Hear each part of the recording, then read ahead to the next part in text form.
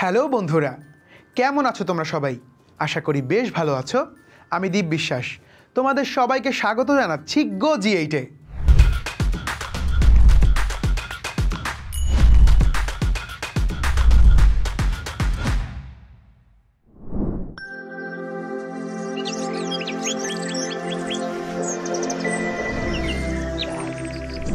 বন্ধুরা, আজ আমরা পড়ব একাদশ দ্বাদশ শ্রেণীর ব্যবস্থাপনা প্রথম পত্র বইয়ের অষ্টম অধ্যায়, অর্থাৎ ব্যবসায়ের আইনগত দিক। বন্ধুরা, তোমাদের নিশ্চয়ই মনে আছে এর আগের পর্বেও কিন্তু আমরা এই একই অধ্যায় নিয়ে আলোচনা করেছিলাম। তারই ধারাবাহিকতায় আজ আমরা এর সর্বশেষ পর্ব অর্থাৎ এর অষ্টম পর্ব শুরু করতে যাচ্ছি। বন্ধুরা, চলো তাহলে দেখে নেই আজ আমরা কি কি বিষয় নিয়ে আলোচনা করব। প্রথমে আলোচনা করব বিএসটিআই এর ধারণা, এরপর বিএসটিআই এর বিভাগীয় কাউন্সিল। বন্ধুরা, এরপরে বিএসটিআই এর কার্যাবলী এবং সব শেষে বিএসটিআই এর গুরুত্ব। বন্ধুরা, এই যে আমরা আজ বিএসটিআই সম্পর্কে পড়ব, এই সম্পর্কে আমি কবে জেনেছি জানো? আমি যখন স্কুলে পড়ি। বন্ধুরা, খুব সম্ভবত অষ্টম শ্রেণীতে পড়ার সময় আমার এক আঙ্কেল বিএসটিআইতে চাকরি করতেন। আমার বাসা ছিল বিএসটিআই অফিসের একদম কাছে। তিনি প্রায় অফিস শেষ করে আমাদের বাসায় আসতেন এবং একদিন আমি আঙ্কেলের কাছে জেদ ধরলাম যে একদিন আমাকে তাদের অফিসে নিয়ে যেতেই হবে। বন্ধুরা, জেদ করেছি, আঙ্কেল আর তা না করে পারলেন না। একদিন ঠিকই নিয়ে গেলেন তার অফিসে। বন্ধুরা, সেদিন আমি আঙ্কেলকে এই বিএসটিআই সম্পর্কে অনেক প্রশ্ন করেছিলাম। তিনি যা বলেছিলেন তা কিছুটা এরকম। বন্ধুরা, বিএসটিআই এর পূর্ণরূপ হচ্ছে Bangladesh standard and testing institute. বন্ধুরা, একে বাংলায় বলা হয় বাংলাদেশ মান নিয়ন্ত্রণ এবং পরীক্ষা ইনস্টিটিউট। বাংলাদেশে এটি একমাত্র পণ্যের মান নির্ধারণী প্রতিষ্ঠান। পণ্যের মান নিশ্চিত করার লক্ষ্যে নির্ধারিত মান অনুযায়ী পণ্য উৎপাদন করে বিএসটিআই থেকে বাধ্যতামূলক সনদপত্র বা সার্টিফিকেট নিতে হয়। বন্ধুরা, আঙ্কেল আমাকে আরও জানালেন বিএসটিআই পণ্যের প্রতীক বা ট্রেডমার্ক নিবন্ধীকরণের দায়িত্ব পালন করেন। এই অফিস থেকে নির্ধারিত ফর্মে আবেদন করে এবং প্রয়োজনীয় ফি জমা দিয়ে পণ্য প্রতীক বা ট্রেডমার্ক নিবন্ধন করা যায়। আমি জিজ্ঞেস করেছিলাম এর যাত্রা কবে থেকে শুরু হয়।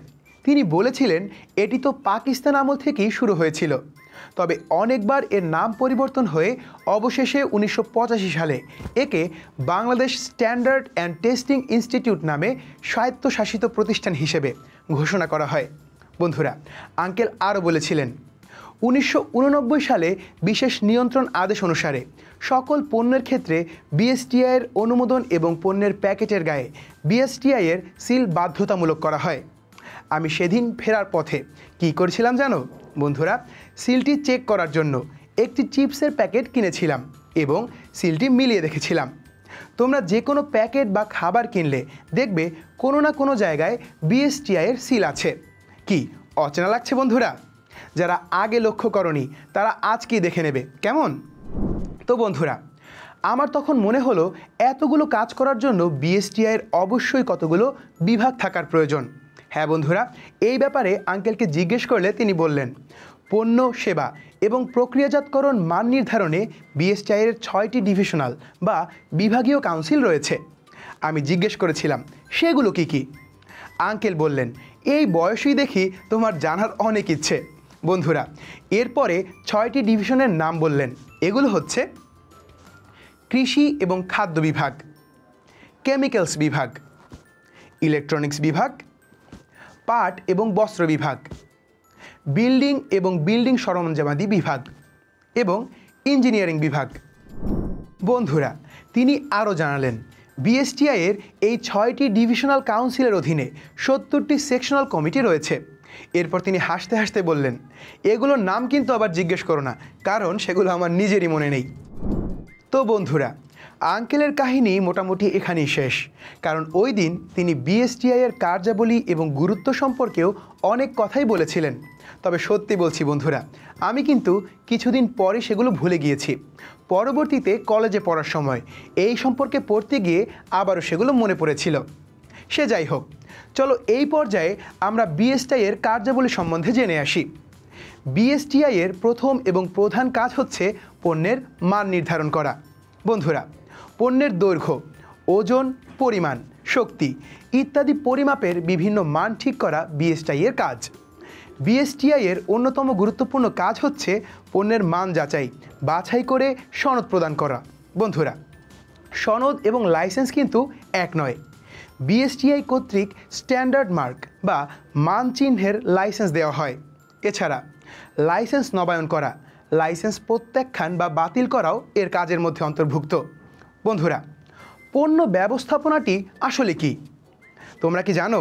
বন্ধুরা, পণ্য উৎপাদন প্রক্রিয়া এবং কার্যক্রম পরিদর্শন, পরীক্ষণ ইত্যাদি পণ্য ব্যবস্থাপনার কাজ। বিএসটিআই এই পণ্য ব্যবস্থাপনা সম্পাদন করে থাকে। এই যুগে সব প্রতিষ্ঠানকেই প্রচার করতে হয়, তাই পণ্যের মান এবং এর ব্যবহার সম্পর্কে বিভিন্ন ধরনের প্রচার কাজ এবং প্রকাশনা কাজ পরিচালনা করাও কিন্তু বিএসটিআই এর কাজের অন্তর্ভুক্ত। এই যে তোমরা বিএসটিআই থেকে সনদ নেবে, লাইসেন্স নেবে, সেগুলো ফি দিতে হবে না? অবশ্যই দিতে হবে। বন্ধুরা, বিএসটিআই লাইসেন্স নবায়ন, মঞ্জুর কিংবা অন্য কোনো পরিদর্শনের ক্ষেত্রে ফি আদায় করে থাকে। বন্ধুরা, এছাড়াও বাংলাদেশ সরকারের অন্য কোনো প্রতিষ্ঠান কর্তৃক নির্ধারিত কিংবা আন্তর্জাতিক সংস্থা কর্তৃক নির্ধারিত পণ্যমান পরীক্ষণ বিএসটিআই করে থাকে।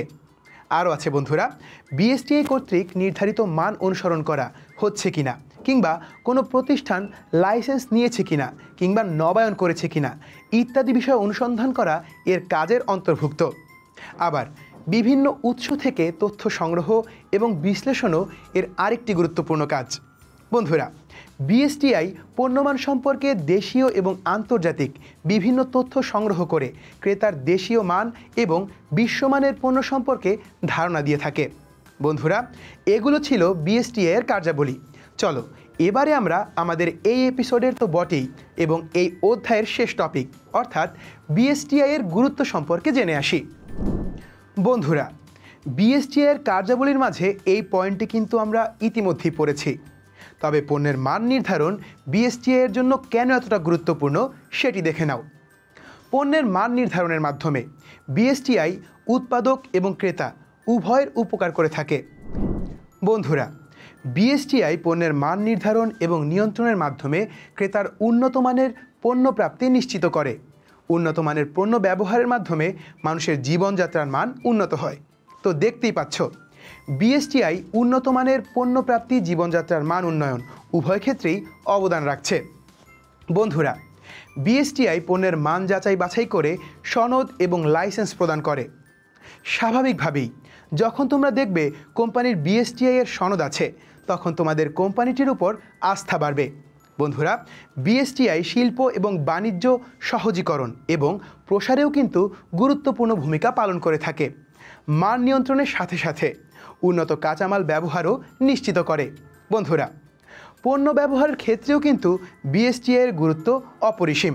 এছাড়াও উৎপাদক এবং ভোক্তাসহ বিভিন্ন পক্ষের মাঝে একটি সম্পর্ক সৃষ্টি এবং তা উন্নয়নের ক্ষেত্রে বিএসটিআই এর গুরুত্ব অপরিসীম। তো বন্ধুরা, আশা করি এতক্ষণ পর্যন্ত সবাই আমার সাথে ছিলে এবং পুরো পর্বটি বেশ মনোযোগ দিয়ে দেখেছ। তো বন্ধুরা, আজ তাহলে এ পর্যন্তই। পরবর্তী পর্বে আবারও দেখা হবে তোমাদের সঙ্গে। সে পর্যন্ত ভালো থেকো, সুস্থ থেকো এবং অবশ্যই গো-জি8-এর সঙ্গে থেকো। ধন্যবাদ।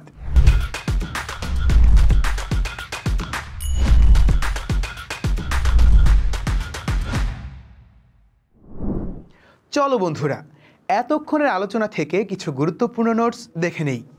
বাংলাদেশের একমাত্র পণ্যের মান নির্ধারণী প্রতিষ্ঠান হচ্ছে Bangladesh standard and testing institute বা বিএসটিআই। বিএসটিআই এর 6টি বিভাগীয় কাউন্সিলগুলো হলো কৃষি এবং খাদ্য বিভাগ, কেমিক্যালস বিভাগ, ইলেকট্রনিক্স বিভাগ, পাট এবং বস্ত্র বিভাগ, বিল্ডিং এবং বিল্ডিং সরঞ্জামাদি বিভাগ এবং ইঞ্জিনিয়ারিং বিভাগ।